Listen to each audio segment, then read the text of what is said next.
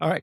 So I'm going to start with this for the second segment. When the organization started to grow, okay, what were some of the systems and models from the KW world maybe that were important that allowed your business to be less dependent on you? Obviously, you talk about leverage was the first key, right? Which should be everybody's first. But what were some of the things that you guys instilled that made you go, okay, because both of you are still in production. I think you guys dip in and out of production to kind of make an example for the people that are saying that the leads are no good. And we'll get into that in just a second.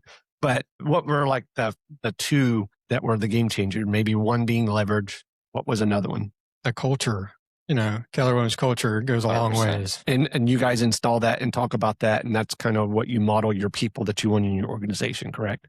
Yeah, we're very thorough. When we bring someone in, you went on a meeting with me the other day. I want to physically meet with someone face to face, really probe and see what their expectations are, what they're looking to do, what their future looks like. I want to know every plan they have set in place and let them know the type of agent that we're looking for so that we can set that tone, like I said from the beginning, and not have someone have a false expectation of what we offer and what we can bring to the table. So really finding the right people that fit our culture. They never put money over morals.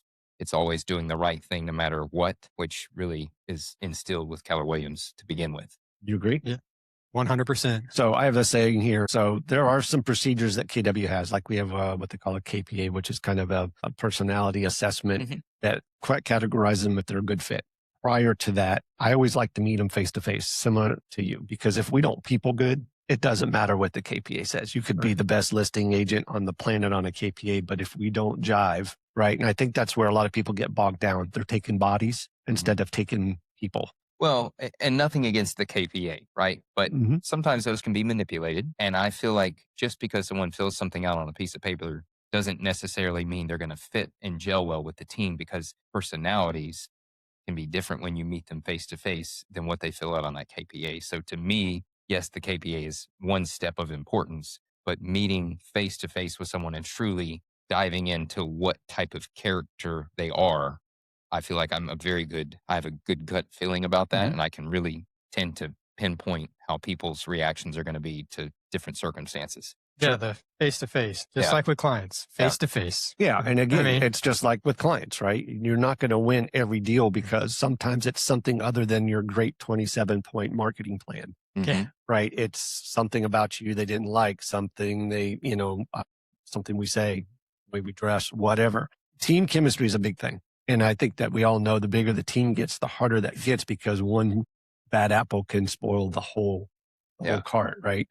So, we talked about the key hiring, and you guys are part of what they call expansion. And for people out there that don't know what expansion means, that means that inside the Keller Williams world, especially, what we have is we have an opportunity for people to build a team inside of our brokerage. So it's basically a mini brokerage, and there's really no limits. You guys are not restricted in any way on how big or small you can get. Now, you guys have taken it to the next level, and we have a program what they call expansion. And expansion allows you to bring your organization global if you want, right? From inside of our office in little Central Florida, you guys can grow an organization as big as you want, hundreds, thousands of people if you want. So first of all, what made you get into expansion? In other words, and this is where Angel comes in. You can explain who that is and why he's important to this equation. But what point did you guys hit here that you were like, okay, we need to expand, and why, and what that means as far as for somebody that's watching that doesn't understand why would you want to expand your team outside of the office, and what does that look like? Just to help. Take that first. Just to help more clients the same way we're being helped. And we do have circumstances that kind of helped out. We did have some insight on different locations, like our Ohio team is where Angel is originally from. So he knew that market very well. So we had the opportunity with an agent up there that was on our Florida team that lived in Ohio also, that we expanded there and helping her build out a team up there to help her and all the clients and agents up there to have the same that we are down here, right? Same. And then same with Angel in Orlando. We expanded to Orlando that way. And same kind of happened in Texas. Matt can explain Texas a little more, how that came about, but that came on. So we just keep the same culture throughout, and we want all of our clients and agents to be the same. And we think we do a good product. So we want, everyone to have that same fulfillment. And so for me as an outsider, hypothetically, if I'm listening to you talk about expansion, I'm sitting in Central Florida and I have an opportunity to expand into Ohio or Texas or whatever. Who does that? What does it look like? And do you set the same standards? In other words, is there an agent interview? How do you find prospective agents in other places that want? Because for a lot of people, especially single agents or even other rainmakers, the first question that I get every time is, well, the split. Like, how in the world could you possibly find somebody that would want to do that? Taking that out of the equation, how do you overcome that objection if there is one? And how do you find those agents? And do you set that same standard, which I like that word. We use that a lot around here. Expectations and goals are great, but we set a standard. That way there's some consistency. How do you find that agent? And then backing up, when did you decide, okay, we're going to expand? Who does that? And what does that look like? So back in the day, before real estate, I worked for a university. Angel was actually my supervisor at the university, and Eric also worked with me there. So that's how me, Eric, and Angel came about. Eric, his mother was very good friends with my mother as well. So we kind of known each other for a very long time. Eric ended up moving to Texas due to work for his wife. So it was a good opportunity then to partner with him and start an expansion out there, since Angel had already started the expansion with us in Orlando when we brought him in to the group.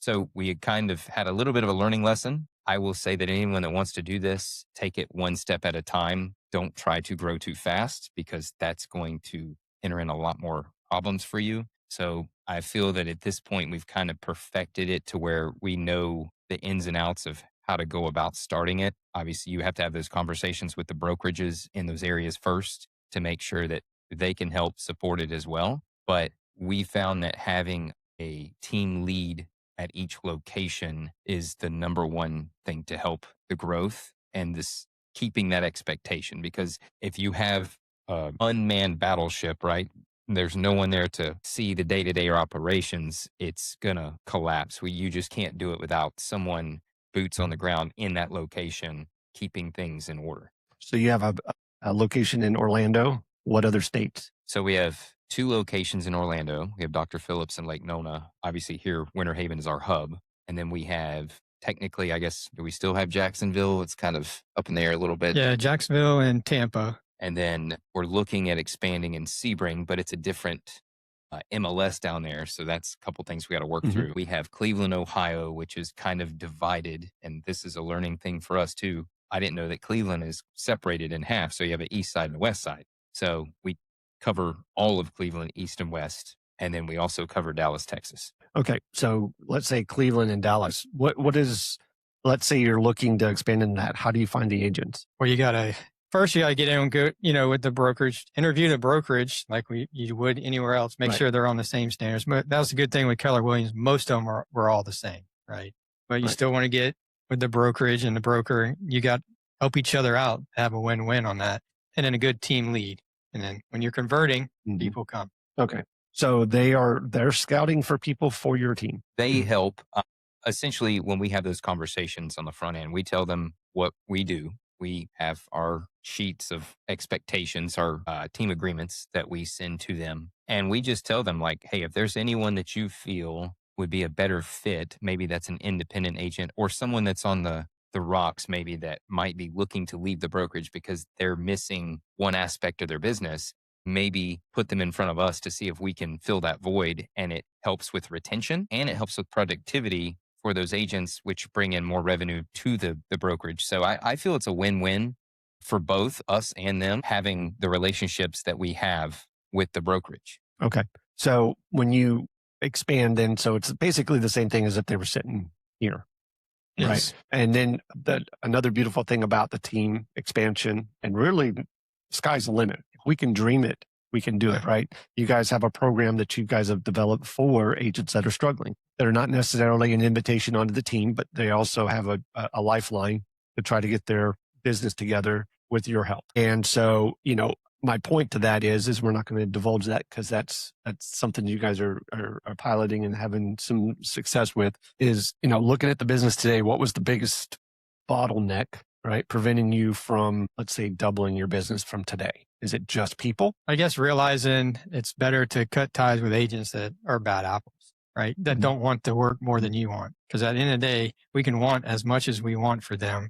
But if they don't want it, they're not helping out the whole team in general, right? We actually are a team. We're all together, working in this together. And if you don't want it the same way the other agent wants it, then why are they penalizing you? So it's better. We learned it's better sometimes to let them go. Right. And so with the current market, even where it's at right now, you still think that you could grow? Oh, absolutely. Right. Based off of what? Just we are growing. And, right. Correct. And every day. The point is that this mindset that the market's kind of stagnant, interest rates are too high, but all that, you're still in growth mode. Right? Absolutely. And I think that's another thing that we really talk about. I'm sure the agents get sick and tired of hearing me talk about mindset, but I talk about it every single time we're on a meeting, because at the end of the day, it's all about your personal perspective of something, right? Again, no matter where you're at in the market, someone's always having to buy or sell a home for a certain reason. Correct.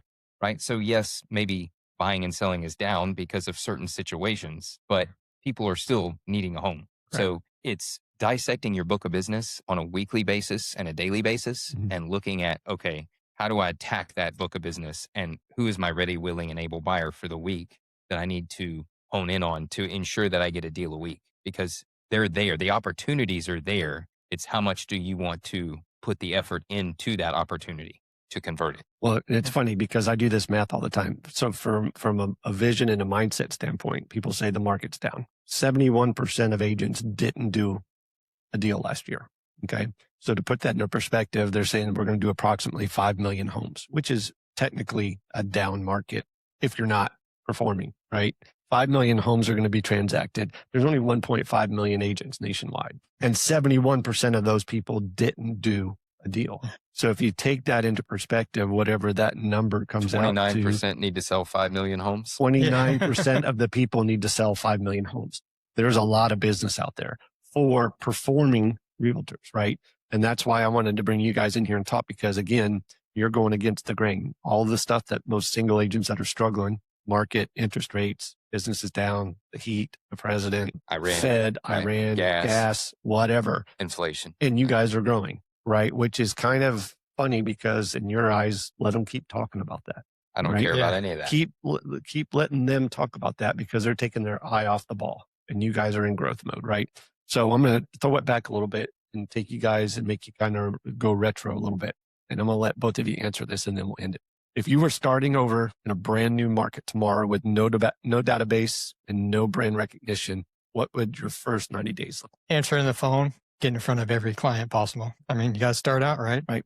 Conversations are king, right? Without conversations, you can't have appointments, and without appointments, if I'm not in front of you, I don't have a chance. Yeah. Don't have a bat. I'm getting in front of everybody possible. At the gas station, Matt's good at getting people at the airports. It doesn't matter where they're at. You talk about real estate, everybody. So the one skill that you would master would be to make sure that you're comfortable having as many conversations as possible. Because I have a saying, right? It's like people who like the phone prospect or people that don't like the phone prospect. It's not like they don't like the call. They're scared somebody's going to pick up because they don't know what to say, right? So if we can fix that, then it boosts staff. And conversations are king. It doesn't matter. Even if you get a name and a phone number and an email address on a piece of paper, at some point, you're going to have to talk to those people. So again, great answer. I'm going to let you answer that same thing. So in the first night, if you were to go somewhere where nobody knew you, brand new market, no database, no brand recognition, what would you do? What would your first 90 days look like?